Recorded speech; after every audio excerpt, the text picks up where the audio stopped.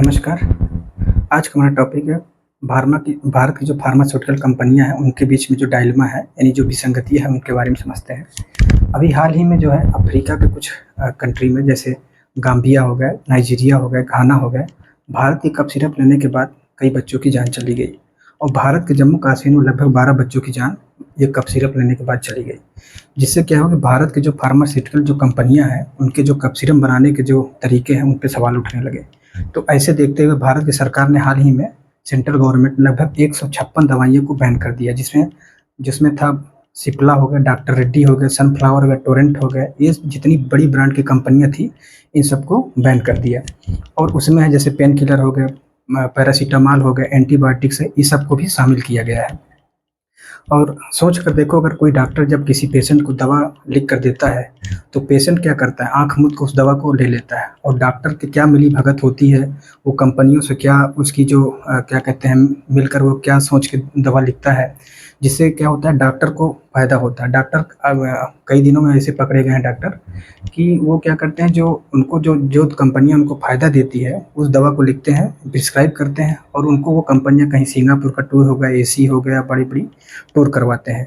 तो ऐसे में क्या है, डॉक्टर क्या है, मिलीभगत से क्या होगा, कुछ-कुछ ऐसे दवाइयाँ लिखते हैं जिससे पेशेंट को क्या होती, दिक्कतें होती हैं। और पेशेंट क्या होगा, आँख मूंद कर इस दवाइयों को यूज़ करता है और उनकी जान चली जाती है। तो भारत की जो फार्मास्यूटिकल कंपनियाँ हैं, भारत को ग्लोबल स्टेज पे खड़ा करती हैं। भारत की जो क्या कहते हैं फार्मास्यूटिकल कंपनियाँ हैं, इंडिया क्या है कि वर्ल्ड लार्जेस्ट क्या है, एक्सपोर्टर है जेनेरिक दवाइयों का।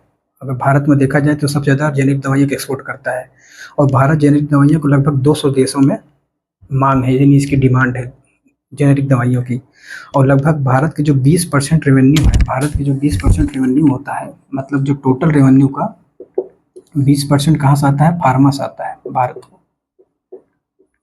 और क्या होता है, भारत की जो क्या कहते हैं 60 पर वर्ल्ड की जो क्या कहते हैं वैक्सीन बनती है, वर्ल्ड की जो वैक्सीन होती है,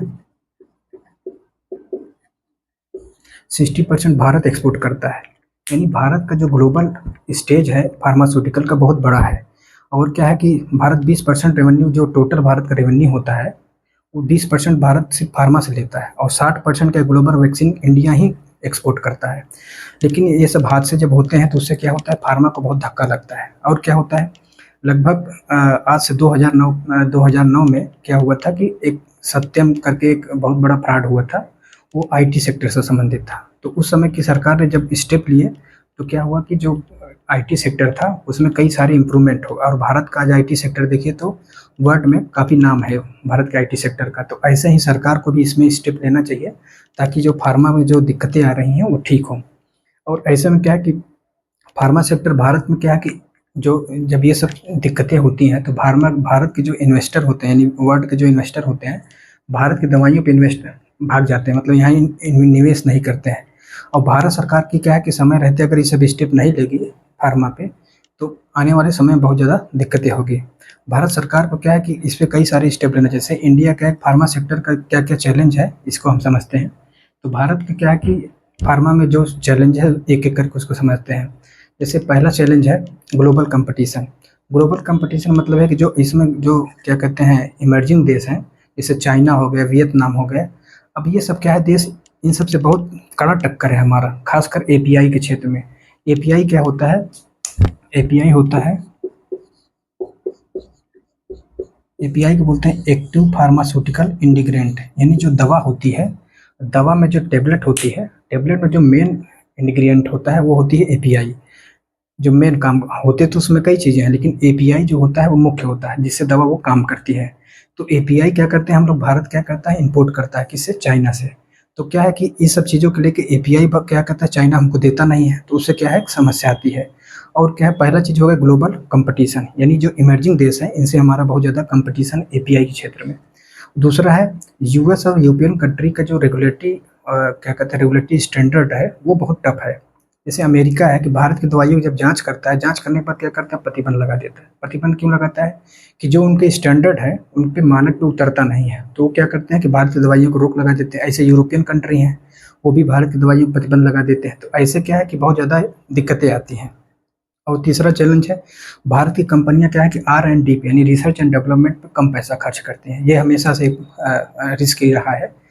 रिसर्च एंड डेवलपमेंट मतलब नया नया जो इनोवेशन होता है, नई नई टेक्नोलॉजी होती है, जो प्रोसेस फॉलो करते हैं किसी दवा को बनाने में, उस पर रिसर्च और डेवलपमेंट पे पैसा भारत सरकार की जो कंपनियां हैं भारत की, वो कम खर्च करती हैं, जिससे क्या नई टेक्नोलॉजी आ नहीं पाती और पुराने ही ढर्रे पर काम करती रहती है, जिससे ये भी बहुत बड़ी समस्या होती है।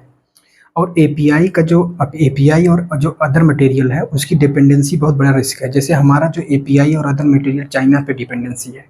अभी कोविड-19 में क्या हुआ था, चाइना ने क्या किया था, एपीआई भारत को देना बंद कर दिया था, जिससे क्या हुआ कि भारत में जो वैक्सीन बन रही थी वो काम एकदम बंद हो गया था। हम क्या कहते हैं, एपीआई के लिए कई और देशों से मदद मांगी, उसके बाद हम लोगों ने इस पे काम करना शुरू किया। तो चाइना से बहुत रिस्की है। चाइना क्या करता है कि जब हमारे साथ विषम स्थिति आती है तभी वो अपना एपीआई रोकता है। तो ये जो डिपेंडेंसी है इसको धीरे धीरे भारत सरकार को कम करना पड़ेगा, खासकर एपीआई के क्षेत्र में, वो भी चाइना से। तो ये होगा। चौथा पॉइंट क्या है कि इसमें जो कई ऐसे पॉइंट आते हैं, जैसे कि भारत की जो वैक्सीन है, जैसे अफ्रीकन कंट्री हमें ज़्यादातर एक्सपोर्ट करते हैं। अब वहाँ पे क्या होता है, जैसे मान लो अफ्रीकन कंट्री जैसे गरीब है, गरीबी में रहती, भुखमरी है वहाँ पे, अगर हम जो वैक्सीन वहाँ एक्सपोर्ट करते हैं, अगर वो वैक्सीन कफ सिरप हम दे, अगर वहाँ पे बच्चों की जान जाएगी, वो बहुत बड़ी समस्या होगी। चूँकि अफ्रीकन कंट्री है, भारत से बहुत उम्मीद रखती हैं और भारत का बहुत सॉफ्ट पावर है वहाँ पे अफ्रीकन कंट्री में, क्योंकि भारत को बहुत मानते हैं वो लोग। क्योंकि और जो क्या कहते हैं, जो दवाई जाती है वहाँ पे वो बहुत महंगी होती है। तो भारत की जो वैक्सीन वहाँ जाती है तो उसको लेके बहुत अफ्रीका कंट्री बहुत उम्मीद से देखती है। तो अगर भारत यहाँ पे अगर ऐसी सिरप भेजेगा तो वो बहुत ज़्यादा दिक्कत करती है अफ्रीकन कंट्री में। और क्या है, बहुत सारे चैलेंज के बावजूद जो हमारा जो फार्मास्यूटिकल कंपनी है इसमें पोटेंशियल बहुत ज़्यादा है। वो है, अगर सिर्फ हमको स्ट्रेटजिक प्लानिंग और ये सब देखकर किया जाए तो भारत का जो क्या कहते हैं फार्मास्यूटिकल कंपनी है आज भी हमको भारत को जो है मतलब फार्मास्यूटिकल के क्षेत्र में वर्ल्ड लीडर बना सकती है। चूँकि हमारा जो अभी आप देखे होंगे, जब क्या कहते हैं कोविड-19 आया था तो भारत कई देशों में वैक्सीन भेजा, श्रीलंका हो गया, बांग्लादेश हो गया, मालदीव हो गए, जो हमारे कई ऐसे देश थे जो दुश्मन थे, फिर भी हम लोग वैक्सीन दिए। ऐसा क्यों? चूँकि हमारे यहाँ जो क्या कहते हैं जो कंपनियाँ हैं बड़े स्केल पे काम करती हैं और वैक्सीन डेवलपमेंट में भारत हमेशा आगे रहा है। तो हमको क्या है, स्ट्रेटजिक प्लानिंग बनाना होगा कि इन वैक्सीन जो कंपनियाँ बनाती हैं इनमें क्या चीज़ें चल रही हैं, इसको ध्यान से अगर सरकार ध्यान देगी, खासकर अभी जो कुछ महीना पहले से जो न्यूज़ आ रही हैं, कहीं कफ सिरप पी के बच्चे मर जा रहे हैं, कई और चीज़ें ऐसी आ रही हैं, अगर ये सब पे अगर भारत सुधार करता है तो ज़रूर है कि भारत जो है ग्लोबल लीडर इसमें बन सकता है, अभी भी है और आगे इसको फॉलो करने के लिए ये सब चीज़ें कर सकता है।